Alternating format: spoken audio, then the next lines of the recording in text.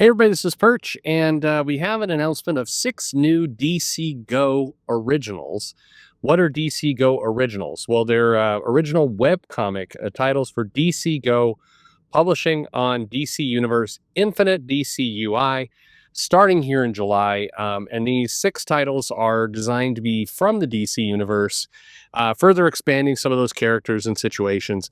In fairness, before I get into all this, please understand that DC's approach for DC Go, which has an exclamation mark on it, it's not really for you. Now, I'm making an assumption here. It might be for you listening, but if you're a longtime comic reader who's grown up with DC Comics, or maybe you really enjoy like the George Perez Titans run, or some of the classic kind of DC Comics, you're a big fan of the Dark Knight series with Frank Miller, this probably isn't for you.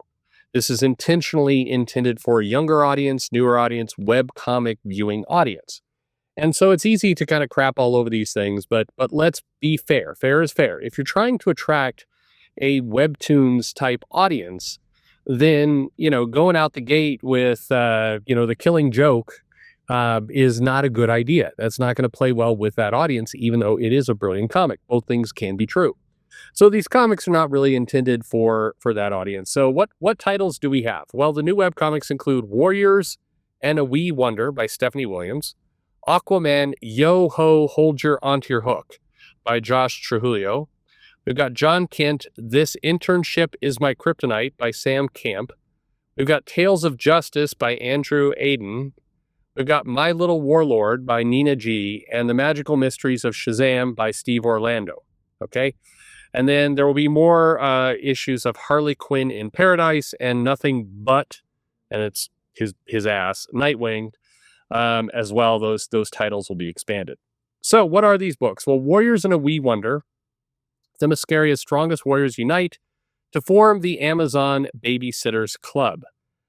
This is a number of Amazons are tasked with raising a baby, and it's a slice of life comedy, fierce warriors finding themselves outmaneuvered by a tiny princess, i.e. the future Wonder Woman Diana, and wackiness ensues. And then we've got Aquaman, Yo Ho, Hold On to Your Hook, which is basically we get Jackson Hyde, the pirate warrior and hero, is on a deep sea adventure. Okay, never mind. As Aquaman, it's a madcap oceanic adventure as Jackson, Hawaii, and Dolphin search for the hook of the legendary King Arthur. And on this one, by the way, a friend sent me a tweet on it where, known comics, brilliant mind, Jedzia Axelrod says, "One Piece, but make it Aquaman and gay." It's such a brilliant concept. By the way, One Piece, but make it gay. I started to look at these comments from comic creators where they're like, "But let's make it gay," as it's like when your grandparents talk about Facebook, or more precisely, the Facebook.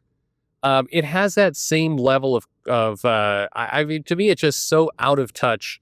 It's not cringe. It's just, you're like, all right. Yeah, you friended somebody. Oh, did you find MySpace? Is Tom your friend? That's how it sounds. And when you're talking about like comic book creators, they pride themselves as still being in their teens and 20s, even when they're like 40.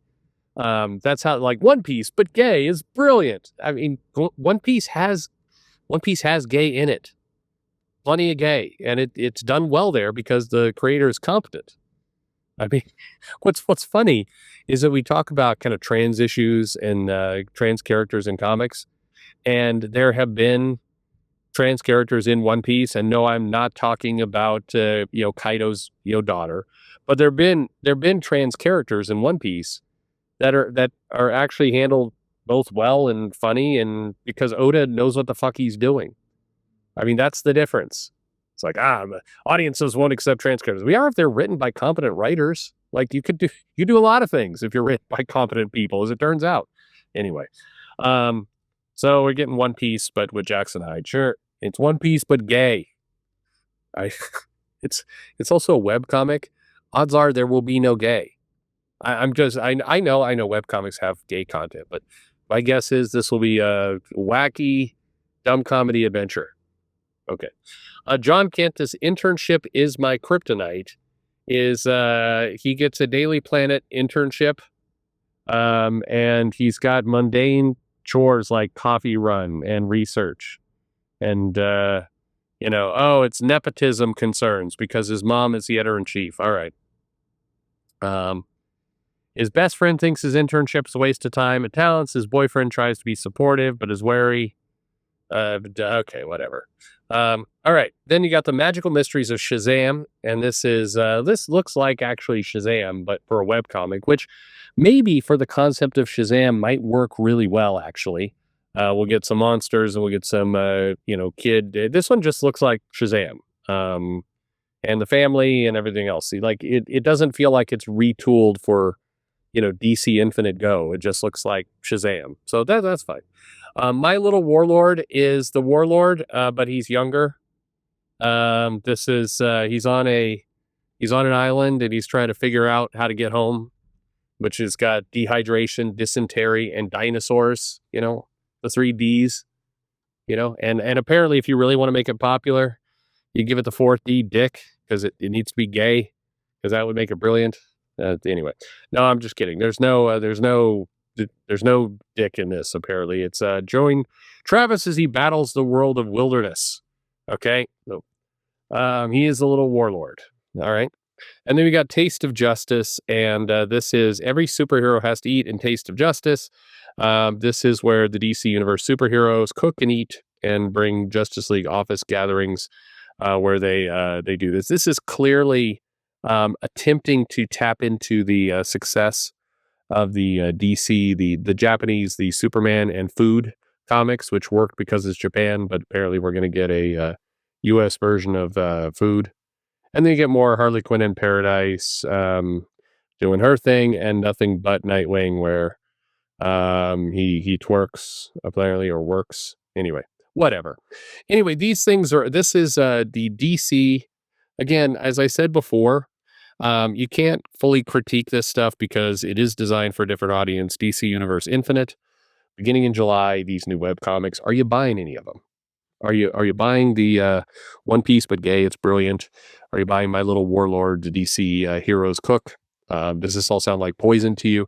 And again, as I said before, it's not probably meant for you. This is meant for a very different audience, and in all likelihood, it probably will succeed for that audience, the audience that likes these kinds of things. It definitely feels like a webcomic, but is this for you? Let me know in the comments below. Let me know what book you might buy or not. I mean, to me, the Shazam one could fit, and like I said, I think Shazam has some of the kid family, superheroes and all that kind of stuff, and it actually might have a better life in some cases as a webcomic than as a traditional comic. So that possibility is always out there. Anyway, let me know in the comments below. Like and subscribe if you choose to, and thanks for listening.